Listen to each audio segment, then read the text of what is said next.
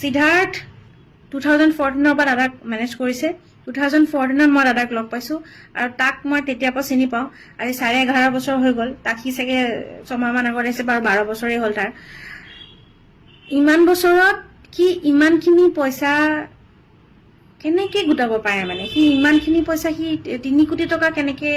মানে শুনিছো এতিয়া ইমানখিনি আছে বুলি তাৰ কেনেকে গোটাব পাৰে মানে আমি আসলতে কিমান পইচা পাওঁ চাগে কোনো নাজানে আমিতো সঁচাকে কোচিংগাৰ হৈয়ে থাকি গলো আৰু মানে একো নিবিচাৰিলো দাদাৰ লগত গাবলৈ পাইছো যে সেইটোৱে আমাৰ কাৰণে বহুত বুলি মানে আমি ভাবিলো আৰু মানে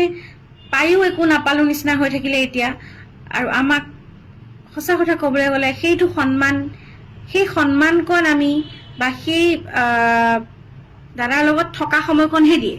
দাদাৰ লগত যেতিয়া আমি থাকো তেতিয়া সেইকণ আমাক ৰেসপেক্ট দিব বা ভালকে মাতিব তাৰ বাহিৰে আমি দাদা আঁতৰি গ'লে আমাক সঁচা কথা ক'বলৈ গ'লে মানে কি আৰু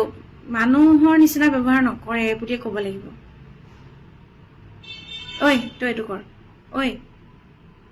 মানে এনেকুৱা আৰু যদি কিবা কমপ্লেইনটো কৰো দাদাৰ আগততো সৰ্বনাশী তেতিয়াতো আৰু কি হ'ব ঠিকেই নাই আমি যদি কেতিয়াবা কিবা অসুবিধা পাওঁ তেওঁলোককো ক'বলৈ আমাৰ ভয় লাগে কেতিয়াবা মানে এনেকুৱা হৈছে কথা ওলাই যায় তেতিয়া দাদাৰ আগত দাদাৰ কাণত পৰে দাদাই খং কৰে তেতিয়াতো আৰু বেলেগে চিটুৱেশ্যন হৈ যায় আৰু সেই দাদাই গম পালে কি হ'ব দাদাই গম পালে মানে বহুত কথা এনেকুৱা জানিছিলো যোনবিলাক কথা দাদাই গম পালে বহুত ডাঙৰ কথা হৈ যাব আৰু সেইবোৰ কথা হয়তো মানে দাদাই গম নোপোৱাকে গুচি গ'ল আৰু সেইবোৰ কথা আমি ক'বলৈ ভয় লাগিছিলে কাৰণ কি দাদাই তো গম পালে দাদাৰ গৰিমা বৌ জানে চবেই কৈছিলে আৰু যে দাদাৰ ব্ৰেইনত এটা মানে স্পট পৰিছে চিজাৰ আহি পেলাই আৰু সেইটো কাৰণে হয়তো দাদাই ব্ৰেইনত আঘাত পাব এইবোৰ কথা ক'লে আৰু সেইকাৰণে আমি বহুত কথা লুকাই ৰাখিছিলো দাদাক আৰু মনে থাকিলো যিমান দিন থাকিলো মনে থাকিলো যিমান পাৰো সহ্য কৰিব চেষ্টা কৰিলো আৰু ইমান দিন মানে মুখখন বন্ধ কৰিয়ে ৰাখিলো বুলি ক'ব লাগিব আৰু হয়তো দাদাও জানিছিলে মানে এতিয়া মই গম পাইছো দাদাই জানিছিলে যে মই কোনটো